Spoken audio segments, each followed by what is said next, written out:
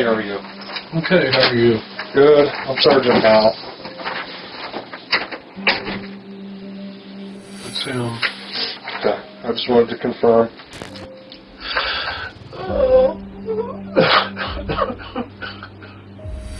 Oh, God.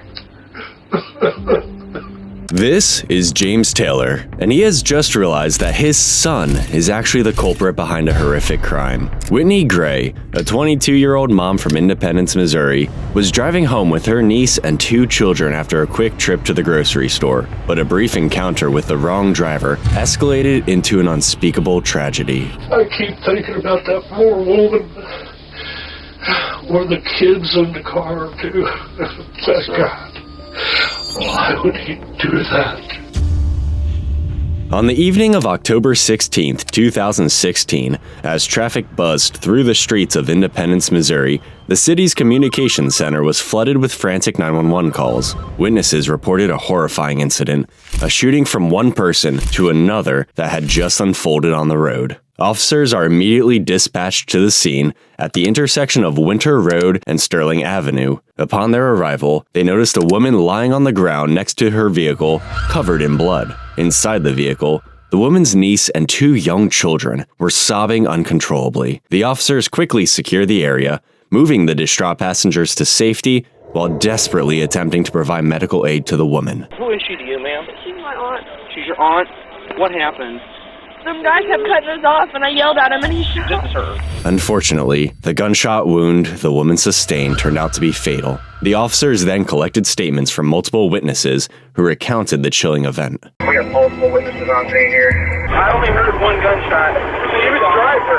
He cut her off or something, and then I heard the shot. I was behind him, and then I seen him speed off, and then I just pulled over. He was in a white truck or a white SUV. Detectives Steve Brashears and Brian Draveling arrive on the scene to investigate and conclude that Whitney had been shot in the chest with an almost perfect aim, suggesting that the shooter is someone well acquainted with weapons. Meanwhile, officers canvassed the neighborhood, knocking on doors in search of surveillance cameras that might have captured the incident. Their persistence paid off when they located a home north of the scene with functioning cameras. Detective Todd Winborn reviewed the footage, which showed Whitney's minivan coming to a stop on the side of the road just moments before the first 911 calls were made. Rewinding the video a few seconds earlier, the detectives focused on witness accounts describing the suspect vehicle, a large white truck or SUV. As they played the footage, a large white SUV could be seen driving past the same area where Whitney's car came to a halt. This was their first glimpse of the suspect's vehicle, but unfortunately, a license plate was not visible. The footage was collected and brought back to the station for detailed analysis. Back at the station, detectives began interviewing several witnesses who reported seeing the 2 vehicles stopped at an intersection. What unfolds in the following interrogation footage makes for one of the most incredible and astounding cases I've come across. A crime so utterly sad and despicable that even today, detectives are trying to understand the motives behind it. So, basically just tell me about the incident last night. You know what you saw? Okay, so my sister and I were coming home from Walmart, going north on Sterling. And at 23rd and Sterling, right in front of Price Chopper, her and my car was the first one at the light in the right-hand lane. So you go on north? Yeah. And the van lady was right next to me. And so she was in the left-hand lane. Both of you were going to go north? Yes. Were you driving? Yes. Okay. We just happened to roll down the windows at that point, and it was nice out last night. Yeah. And the traffic was heavy. I do remember that, but it didn't feel like anybody was, rushed or upset or anything. And I remember looking over and glancing. I saw the 2 women in the front seat. I remember kids. And, no biggie. My sister and me are here talking. They're there talking. And right after we pulled through the, across 23rd Street, shortly after that, all of a sudden, out of nowhere, there was this great big SUV right on her, like this as close as he could get without right hitting on her. her. Yeah. And my sister and I were like, what the? Yeah. Like, what's his problem, But then what really freaked us out, when he finally did go over, he didn't do this. He didn't get over and passed her. Yeah. He went like this, and he was still in her lane. He didn't hit the van, It but he became very was close. so close. And then if she'd been driving normal, he would have nicked her front corner of her car. Cutting back off in front Yeah, of her. he like, phew, cut her leg off. And the truck comes to a stop, the van comes to a stop. Okay. I see a cup fly out of the passenger side window of the van, hits the back of the truck. Okay. And I mean, almost as soon as it hit the truck, the light changed. As soon Okay. as the light changed, the white pickup truck just stomped on the gas, made it about half of his truck was So half a car length. It was In front of the van. So I mean, truck is like if this is the front of the van, he about like that. Yeah, pretty much just Okay. like that. Okay. And then that's whenever I heard the pop. I seen the poof of smoke come out the driver's side window of the truck. I never seen anybody. The window was tinted. Okay. I couldn't see. So in the you truck. never did see an arm go out the window No, the or gun, anything I like never that? seen the You gun didn't come- see the gun. No, I But never you heard the pop. I heard the saw pop. the smoke. I seen the smoke. It almost is what it looked like. I mean, from the way everything was, it almost looked like he may have had it in, center console, grabbed it, reached over himself, Probably. and squeezed the trigger. Yeah. Is what it looked Yeah. like. A female screamed, "Oh my God, he's been shot! 911, 911!" I come flying up north, so I used to be an EMT paramedic back in the day. Mm-hmm. So I ran over there, and I had tried to get dispatch on my cell phone, which I wasn't being able to get anybody to look and know that there was a female on the ground. there's a lot of people calling, yeah. Yeah, but somebody already had this one. The guy on the motorcycle, I didn't catch his name. He come on, tell me what his name was, but he was on the ground, trying to compress her chest. First, my initial was that she was hitting the neck, because I seen the blood, like right there, and he was holding over the thing. Can't identify the race or gender of the driver of that No, truck. the windows were so dark. Even the very back one Mhm. was The dark. back one of the cab of the yeah, truck. because you couldn't even see, and like normally Okay. you can make out if there's 2 or 3 people in the back of a truck or something. You couldn't even. It was super dark. Investigators then sit down with Whitney's niece, who's visibly shaken and struggling to process the shock, to hear her account of what had happened. We'll talk, okay? Can I get you anything? You do water or anything? Water would be great. Water would be great? Okay. Hold on 1 second. So I grab one.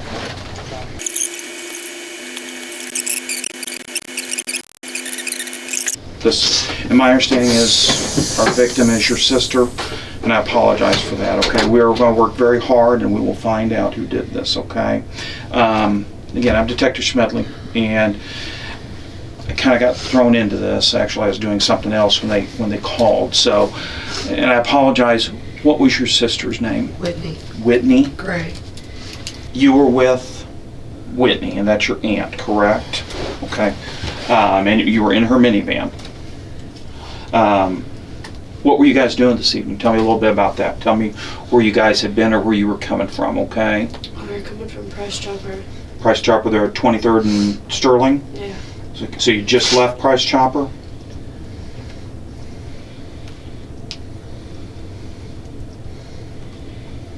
Okay. And who is with you and Whitney? Just the 2 boys. Okay, 2 boys. Who are they?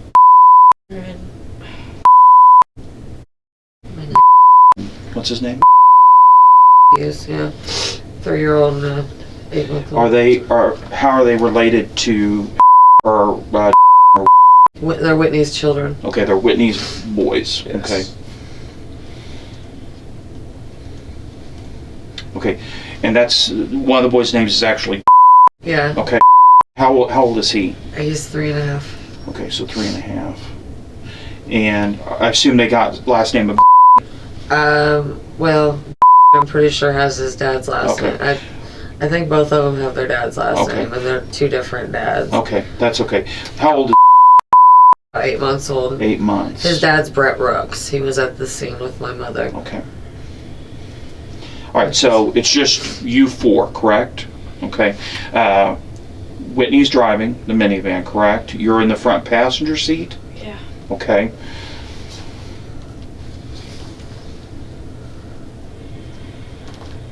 Boys are in the back? Okay. Okay, so you just left Price Chopper.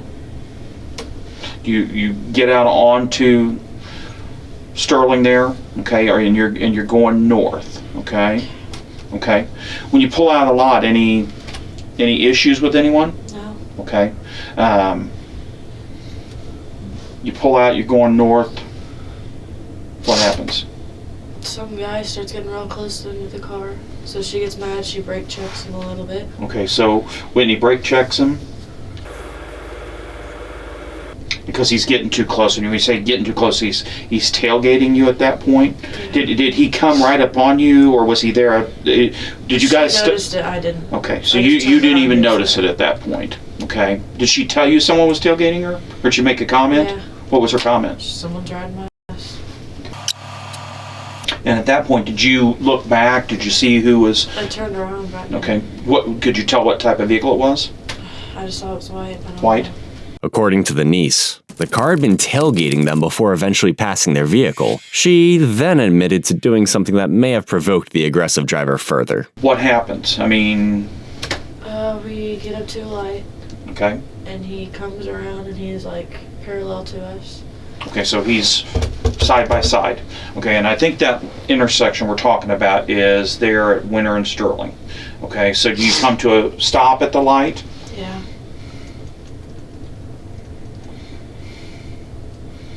And he pulls alongside you, okay? And so he's on your passenger side. Yeah. Okay. What goes on at that point?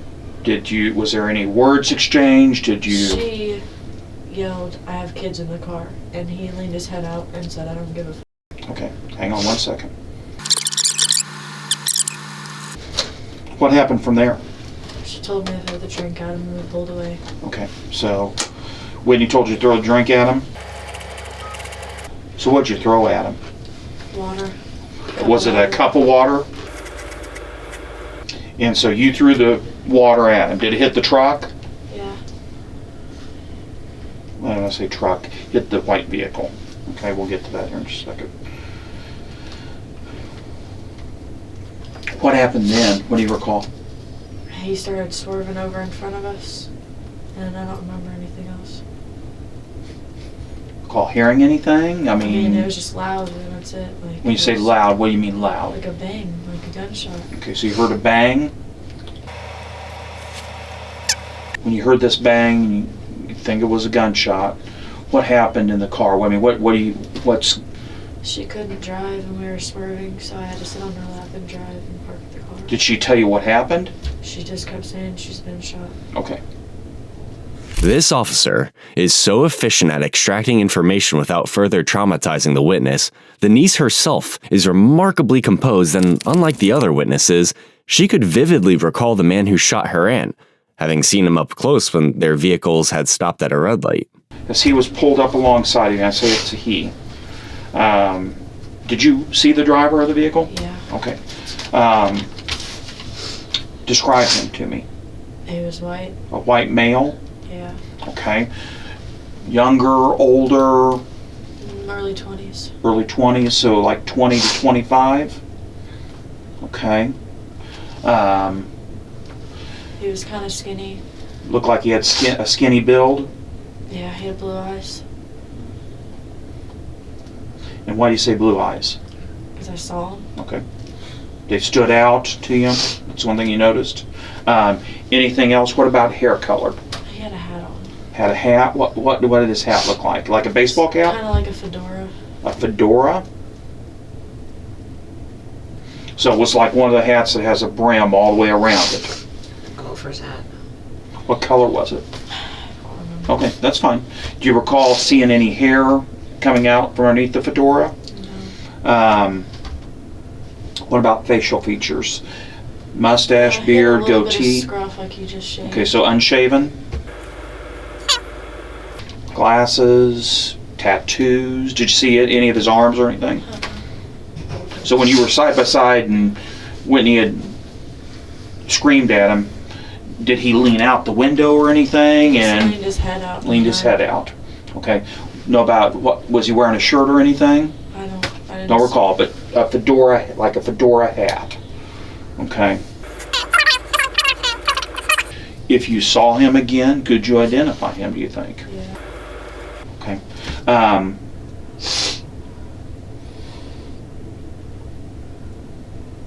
I know he was unshaven, but that you really couldn't tell maybe a hair color or anything because he was unshaven. I mean, it didn't stand out like he had a red.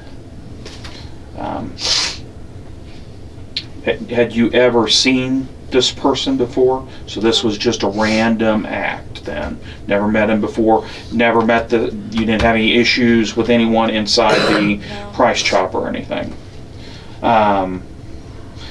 Describe the vehicle that he was driving. You said it was white. You know, when he pulled up, what did you think it was? I mean, do you recall? I don't know. It could have been an SUV. Yeah. Okay. Was it as big as the minivan? I mean, Yeah, pretty even. okay, so it wasn't a passenger car then. So you think it was possibly an SUV, maybe a truck? Yeah. Anything about that vehicle that stands out to you, that you can think of? Was it dirty? Was there damage to the truck? Anything, anything on the side of the truck? Was it newer? Was it older? Newer, older, anything? And that's fine. You had a lot going on, and like I said, but that's probably the best description we've had so far of what this guy looks like. Anything else you can think of about the guy? Did you ever see the gun or anything? Never saw the gun? You didn't stick it out a window or anything like that? I wasn't even looking when he Right. shot. You wasn't looking when he shot.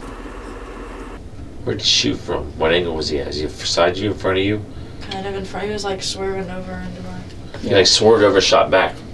Yeah, I think my understanding is, from what our witness is saying, was that they were side by side. You guys were in the turn lane as if you were going to go west on Winter, and he was in the center lane, and as soon as the light turned, he started to go. As soon as he moved forward, I think that's when the shot came. So I mean, he had just started forward and fired the shot, because I think it came through the front passenger window, and it must have hit Whitney from there.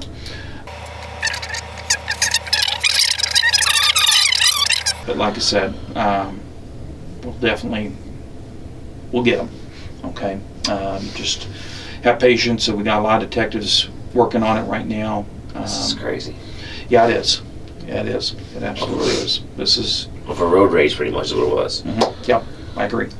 To rule out the possibility that the altercation originated from any interaction the group might have had at the grocery store, Detective Draveling reviewed the surveillance footage from the price chopper, but found no evidence to support the theory. Whitney's only interaction with the suspect and his vehicle occurs as she exits the parking lot. She briefly slows down the suspect's car, which is traveling at a high speed. Detective Winborn obtained the footage from a Taco Bell that was diagonally opposite the grocery store, but it gave them no clear image of the suspect's vehicle. The next day, during the briefing, Detective Draveling identified the vehicle as an early 2000s Toyota Sequoia. One team of investigators focused on Department of Motor Vehicle records, while another retraced the suspect's movements. Their efforts led them to a quick trip gas station and convenience store equipped with state-of-the-art surveillance cameras. And in this obtained footage, we can appreciate our suspect parking his vehicle and then walking around the store to ultimately leave empty-handed, not without providing the police with a clear visual of his face. Investigators ran the license plate, which traced back to an apartment in Independence, Missouri, registered to a man named James Taylor. Police set up surveillance outside the residence and observed James leaving the apartment. While it was immediately clear he was not the suspect because of his look, officers approached him cautiously. During their conversation, James revealed they were likely looking for his son, Chris. So he willingly agreed to accompany the detectives to the station for further questioning. Has he ever had any periods like this where he'll not answer the phone, or is this unusual? He has had periods where he wouldn't answer the phone. But whether, like I'm a worrier. I come from a long line of them, so I come by it honestly. If I couldn't get a hold of him, I'd call his mom and ask her if she had heard from him. Because I'm just afraid of for his welfare. I hate to say it, but I don't like that area over there.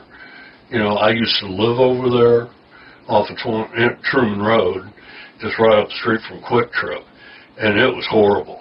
And I was worried about him all the time, being over there. He's living over there on Shealy Road? Yeah. And not necessarily living on Shealy that I was worried about. It was him traveling through that area You know, that's just me. Yeah. I just worried about it. I don't know, what was your question? No, that's. I- My question was, does he ever get to, like, where he's fuming and he won't answer his phone? Oh, like yeah, this? yeah. Like I said, a couple of times he did that. But then again, a couple of times he said, well, phone's on the charger. I didn't know you were calling.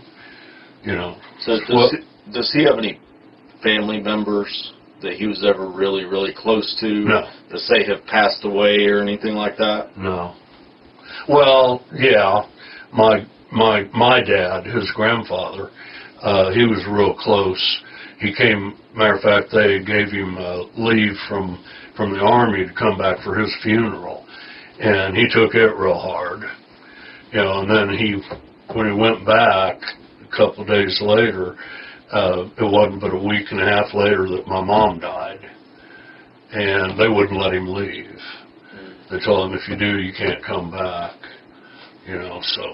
You said he was discharged for financial? Yes. What? A Do you have any financial. more information on that, or? He owed a lot of money. When he went in, you know, they promised him this $10,000 bonus sign-on. You know, well, they don't tell you that, you know, you're not actually going to get that much, you know. Anyway, he had borrowed $5,000 on a credit card and still had this house that, you know, needed to be paid for. He had, at that time, he had a bank account. He had a storage unit that his car was stored in, and his grandma and I,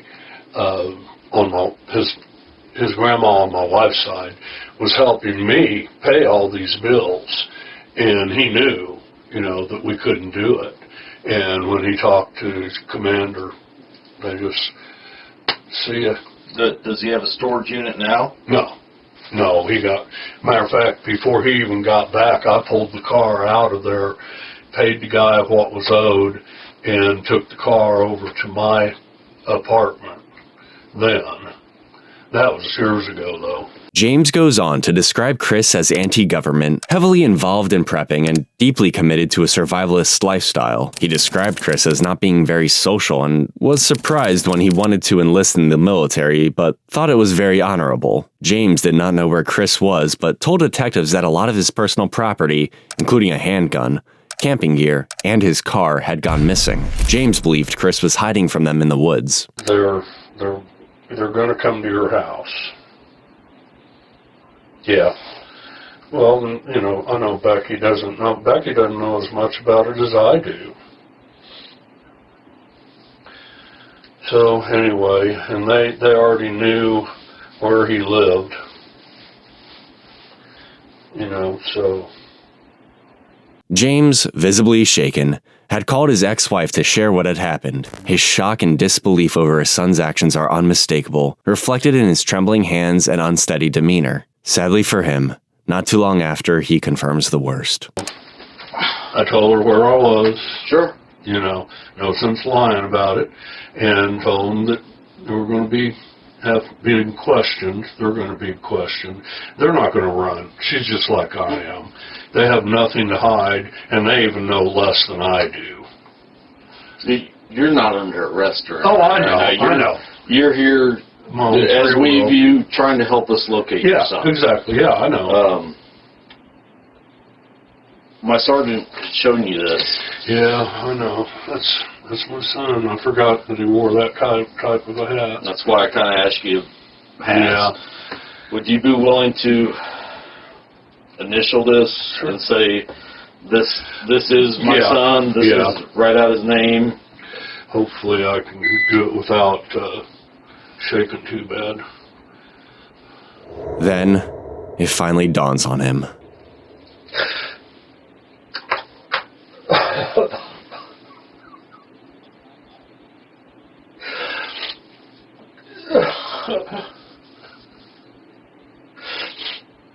Oh, God.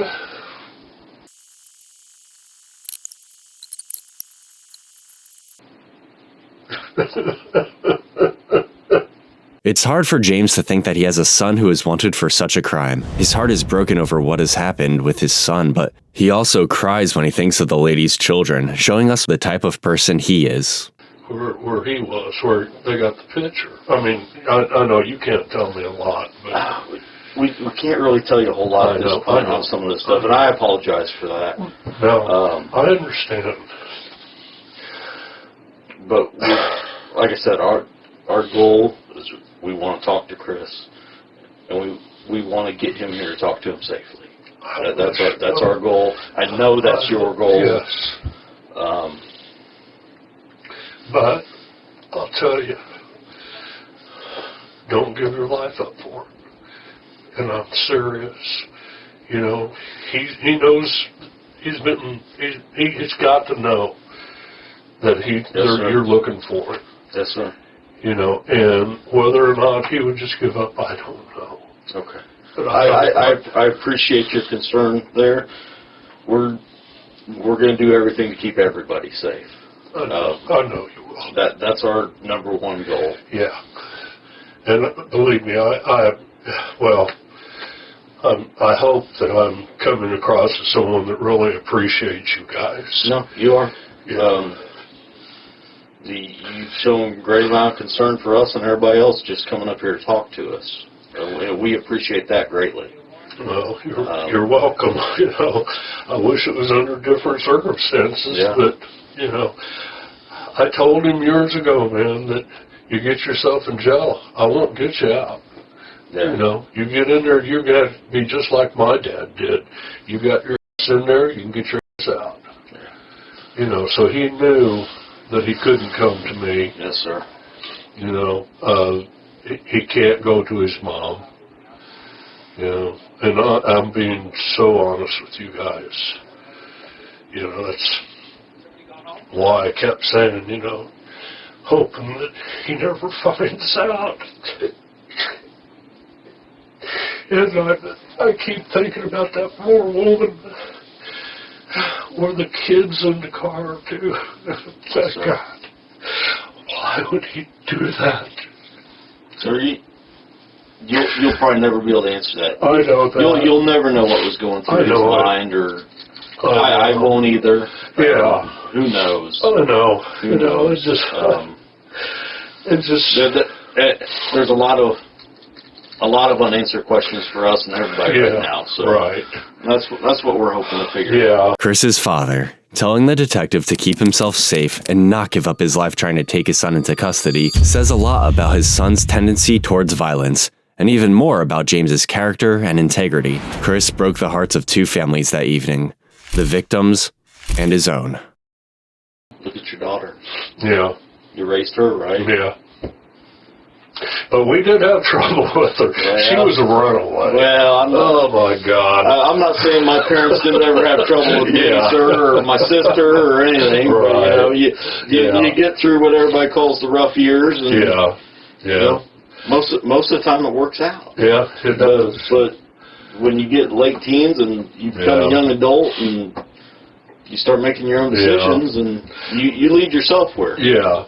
Well, you know, there for quite a while, even up to the point where when he went into the service, he didn't have any outlook ahead of him, you know, and then he went in the service and he really wanted to be in there. You know, that was one of the things that just astounded me, that he wanted to go in. He enlisted, and we thought that, you know, that's an honorable thing to do. Yes, you know? yes. And then when he came out, he went right to work and has been working. You know, it didn't work for his uncle, but he worked, you know. Yeah. And so we thought everything was cool. They just don't have a flashing light on them, do they? It says, I'm turning. If it was that easy, you know. Yeah. Well, it's like I said, you know, it's the hardest thing I've ever had to do is to sit and talk about my son like this. But I wish to God that all these people whose sons are out killing other people would do it. They You know. could take a lesson from you. They really could. Well, With limited time to catch the killer before he went off the grid, investigators leave no stone unturned. While investigating Chris's vehicle, they discovered it had been financed through a local dealership. Reaching out to the dealer, they learned the vehicle was equipped with an inbuilt GPS tracker, whose last recorded location was on Interstate 90 near Box Elder, South Dakota. The vehicle stopped at the La Quinta Hotel in Rapid City. South Dakota state law enforcement was notified, and the Rapid City Police Department SWAT team devised a plan to apprehend Chris. One, as if taken from a fiction movie, but in real life. After clearing the guests in the hotel, Rapid City police officers staged a car crash by ramming into Chris's vehicle. Chris was informed about the accident by front desk employees. The ruse worked, and Chris exited his room unarmed to check on his car. That was when he was seized by officers stationed outside his room and taken into custody. Taken without a single shot fired. A quick search of Chris's vehicle yielded multiple firearms and thousands of rounds of ammunition. Officers then booked and questioned Christopher Taylor at the Rapid City Jail pending extradition to Missouri. Get that moved up. Doing better? No, it's just this. Oh my God, yeah. They're fine. I didn't realize they had that much weight that they would sit there and... Just the downward pressure of them. Yeah. Other than that, they treating you okay over there? Everything going good over there? Yeah, really nice. Good. Good deal. Well, let me make sure. Like I said, my name is Detective Tolman. Need to get your information. Christopher, or you go by Chris or Christopher? Chris. Chris. Legal name's Christopher, but... Yeah. Like I said, my name is Detective Tolman. This is Investigator Andrews. It's with the Sheriff's Department. Like I said earlier, down there in the cell, we kind of want to talk to you and get your side of the story here. We got contacted by a different agency, obviously, and asked if we could try to make contact with you, and that's how, we located you at the motel. So we want to talk to you a little bit about that. Are you originally from Missouri? Yes. Okay, born and raised there? Yes. Okay. Did you go to high school, college, or? High school. High school, any college? A little bit. Didn't finish it, though. Didn't finish it?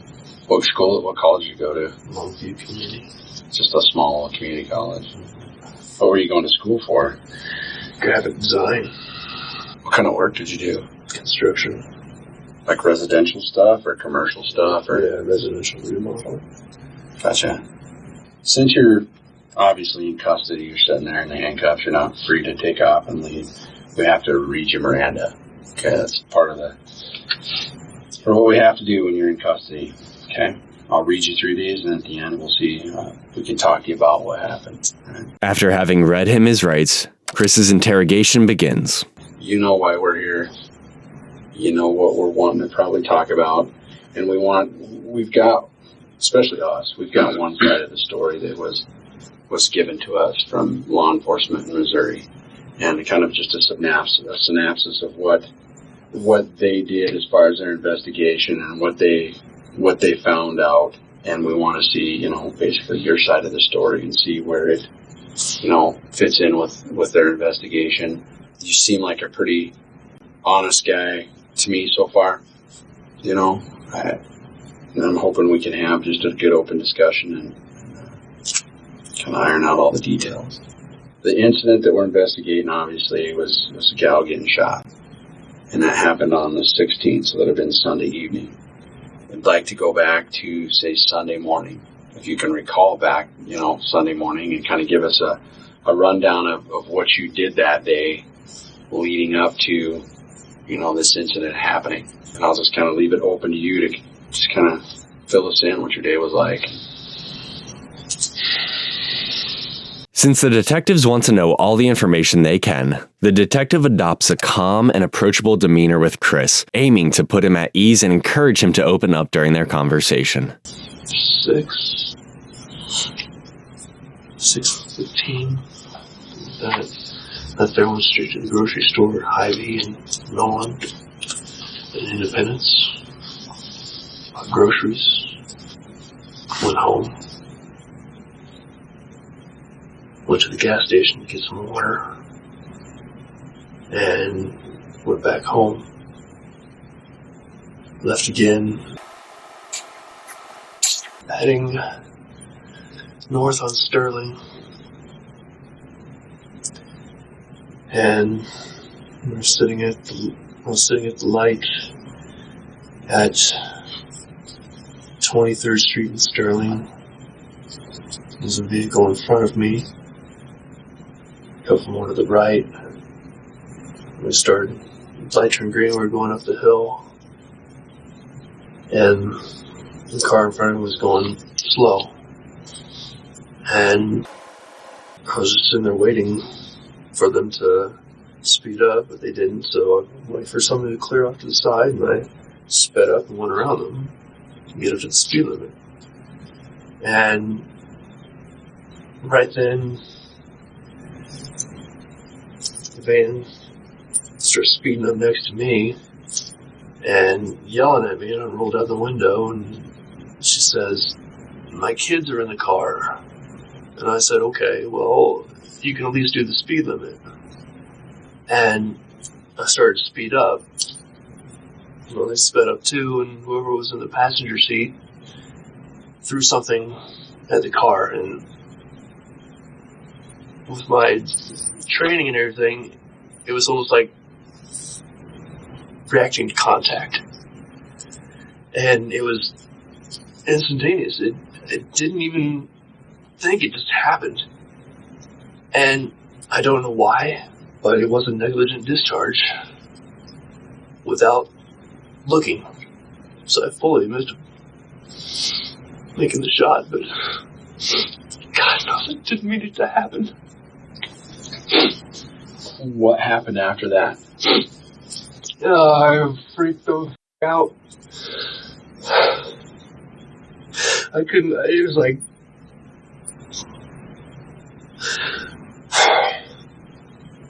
I couldn't believe what had happened.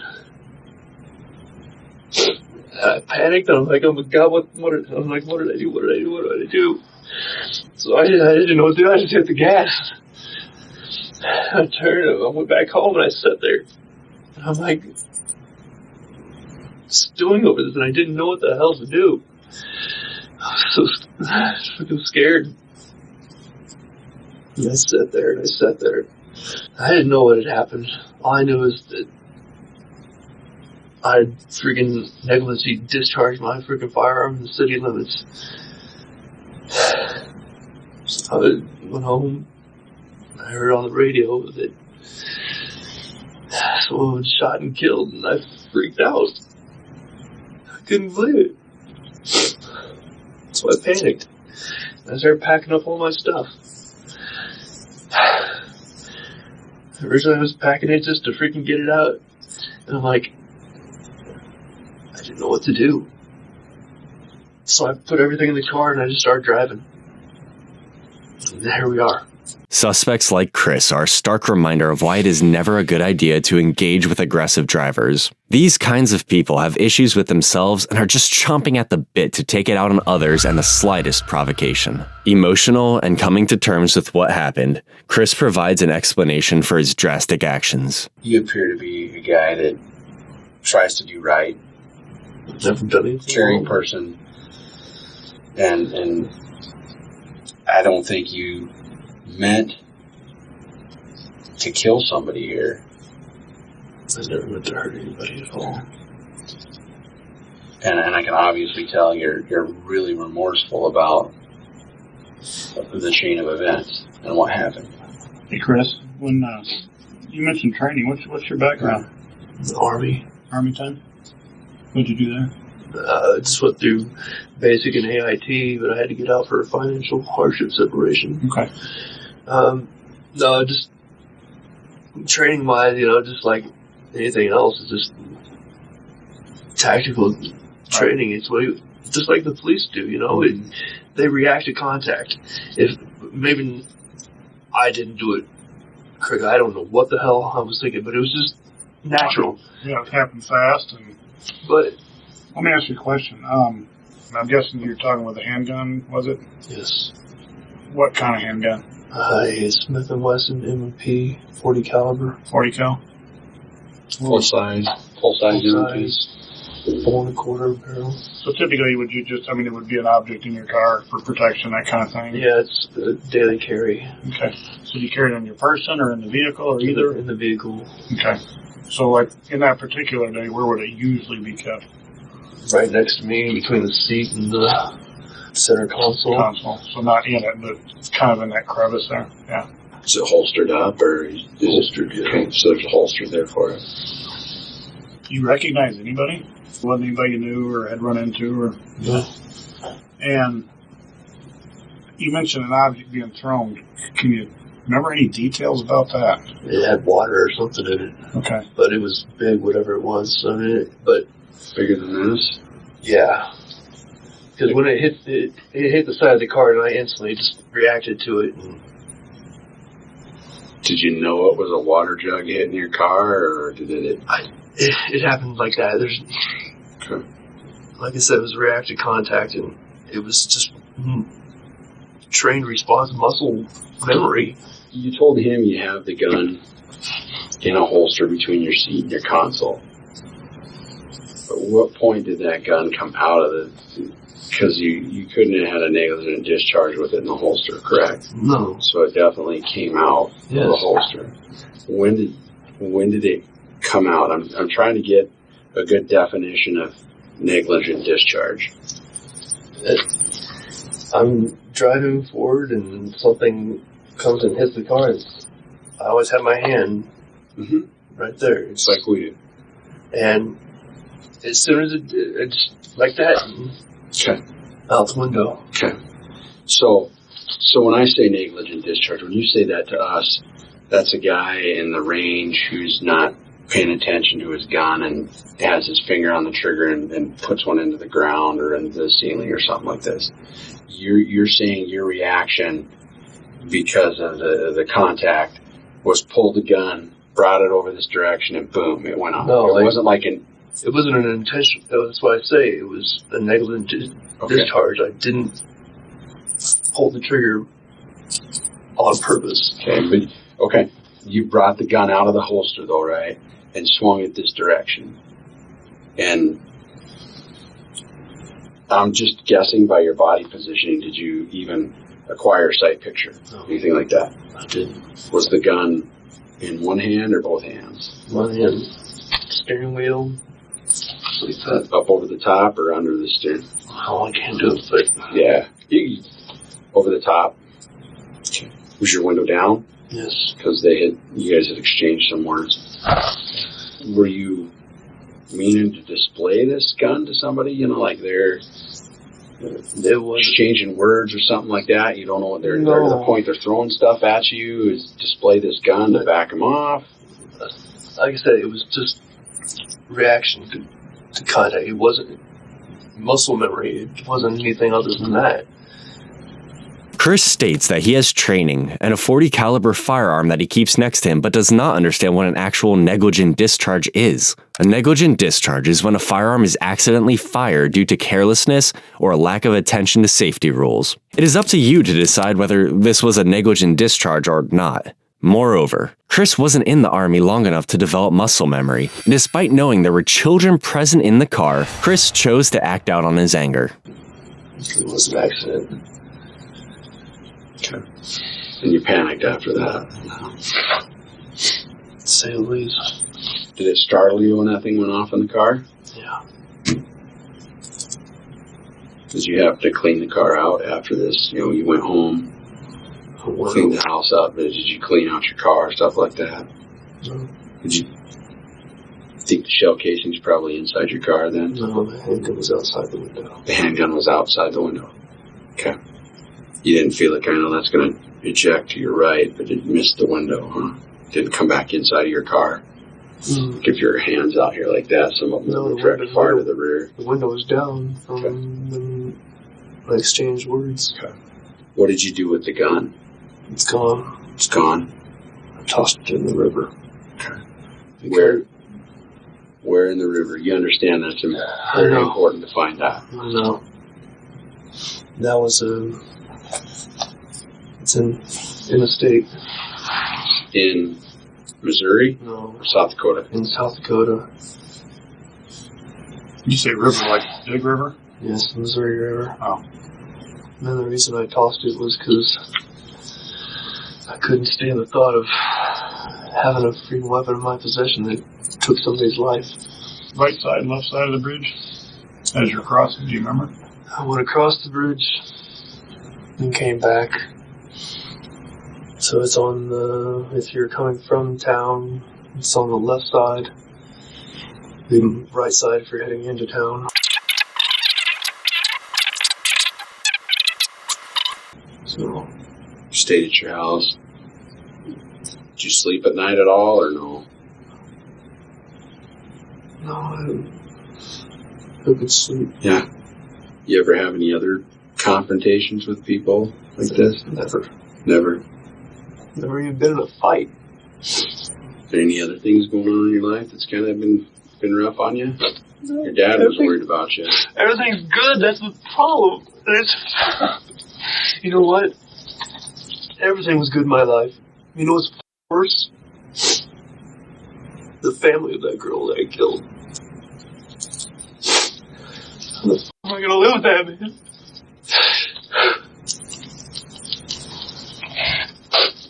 So I thought that when I joined the Army that I would be able to do the job.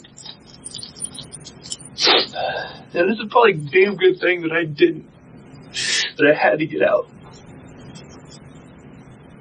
I don't know how anybody could handle doing this. Granted that in war it's justified, but what I did, I was not. Despite his guilt and repentance, it's hard to sympathize with Chris, considering he made the choice to run away after committing murder rather than stay back, check in on the woman, and turn himself in. What do you think? The following day, detectives questioned Chris again in order to rule out any possibility of this incident actually being an accident. I think you touched on this yesterday, but I want to get more clarification. When did you learn that you had hit the car?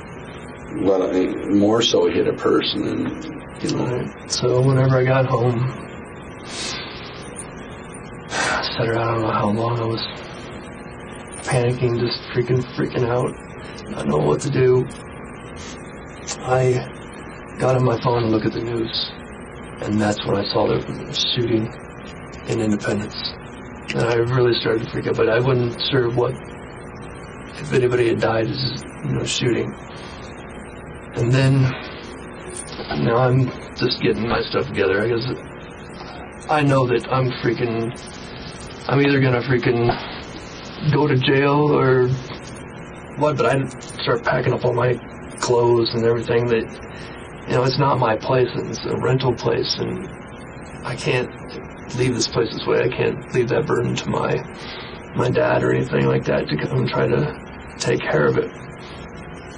And then at 7 o'clock in the morning, or slightly there before, whatever, my alarm clock went off for work, and the announcement came over the radio that someone had died in that shooting. That's when I lost it.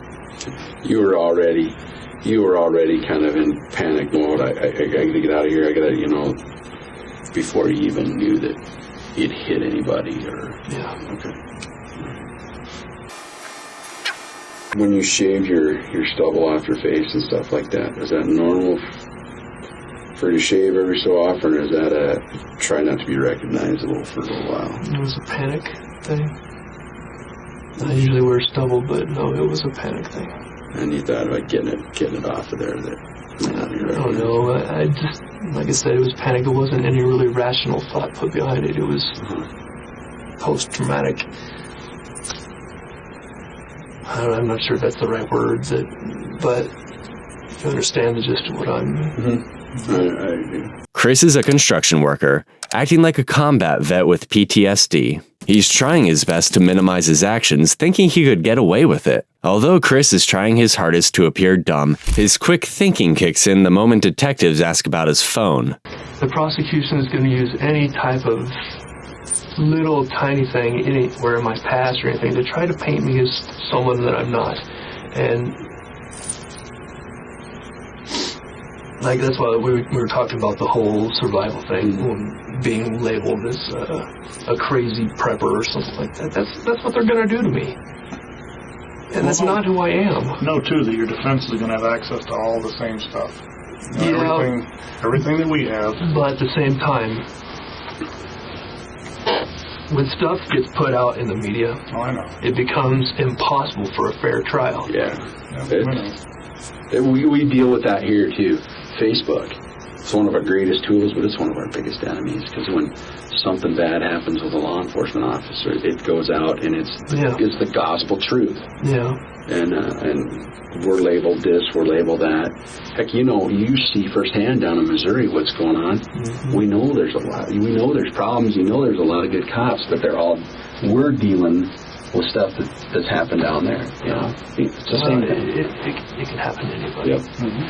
So, and that's why we're going to get back. That's kind of what we're looking for the passcode for the phone for.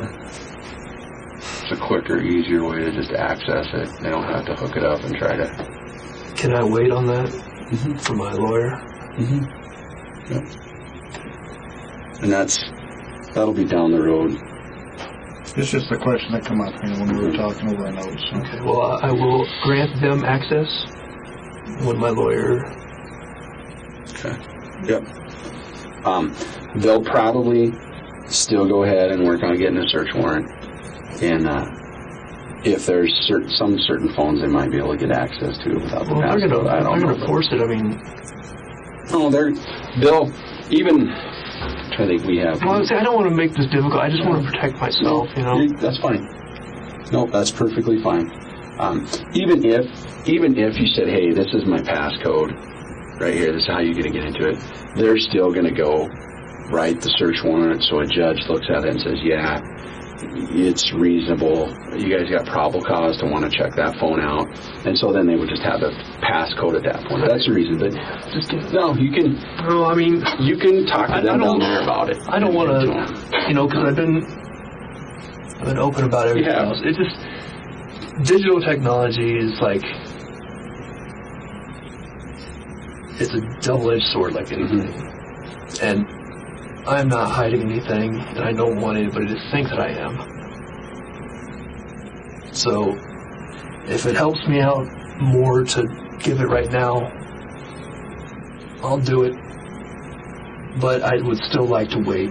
That's cool. For someone who was in tears moments ago when he was talking about the victim, Chris's quick change in tone and demeanor shows it was all an act to gain sympathy of the detectives by being apologetic. I think a lot of people figure that since, you're in here dealing with the cops got to hate you and not respect you, stuff like that. I think that's a common misconception. I know the situation's bad, but I respect you for, seems like you're a good guy going up to this and you've been great with us. I mean, put the incident aside. I would like to say that. Mm-hmm. Excuse me.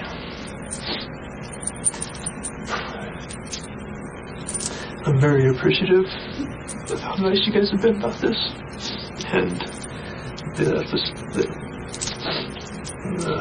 officers here at this facility. I couldn't expect to have been treated better, and I'm very appreciative of that.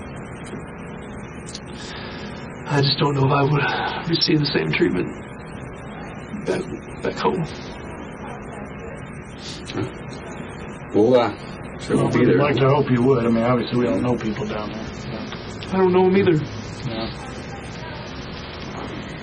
And in any of our conversations, I've been talking to the sergeant and the detective down there, and I told him, guy seems pretty remorseful. He's been straight up, So hopefully by the time you get down there, I don't know if they'll want to come talk to you or whatever, but they'll probably have the same, we'll convey the same image as what we're seeing down there when they go back down there. So hopefully it won't, get approached in a good manner. Christopher Taylor was ultimately charged with second-degree murder and armed criminal action. After several months in prison, a jury convicted Christopher Taylor of involuntary manslaughter, which carries a maximum sentence of 7 years, and armed criminal action, which carries at least a 3-year sentence. On August 24, 2018, Jackson County Judge Marco Roldan sentenced Chris to 7 years for involuntary manslaughter and 17 years for armed criminal action. The sentences run concurrently, and he gets credit for time served. In his victim impact testimony, Sean Gray, the victim's father, debunked Chris's claim about Army training based on his own and his son's military experience and added that Chris was very careless with his weapon. Whitney's children, just 6 months and 3 years old at the time of her death, are now in the care of their grandparents, Sean and his wife. It's deeply heartbreaking to know that they question daily about their mother, wondering where she is and when she'll return. Whitney's case is a humbling reminder of how fragile life is and how just one act of recklessness can change many lives. I hope you enjoyed my production. Please subscribe so we can continue making the best crime videos out there. Thank you.